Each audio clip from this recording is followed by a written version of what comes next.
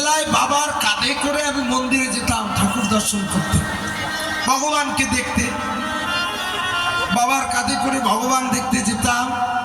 সেই স্বামী বিবেকানন্দ বড় হয়ে জ্ঞান লাভের পর তিনিই বলেছিলেন, ছোটবেলায় বাবার কাঁধে করে ঠাকুর দেখতে যেতাম, ভগবান দর্শন করতে যেতাম, কিন্তু বুঝতে পারি নাই বাবার কাঁধে করে ভগবান নয়, সেদিন আমি ভগবানের কাঁধে করে ভগবান দেখতে গিয়েছিলাম।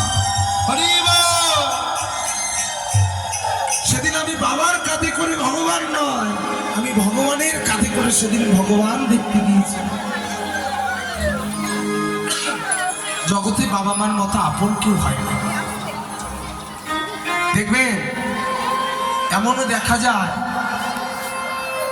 এটা আপনারা কতবার শুনেছেন তার ঠিক নেই, বাবার মায়ের মতো আপন জগতে কেউ হয় না, এটা কতবার শুনেছেন তার ঠিক আছে মা।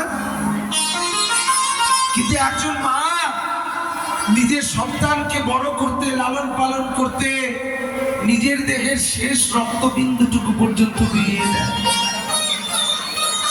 এমনও অনেক মাকে দেখা যায়, হয়তো ছোটবেলায় 3-4 বছরের ছেলেটাকে রেখে স্বামী জনমের মতো পরপারের দেশে পালিয়ে মারা যায়, কিন্তু সেই মা মনে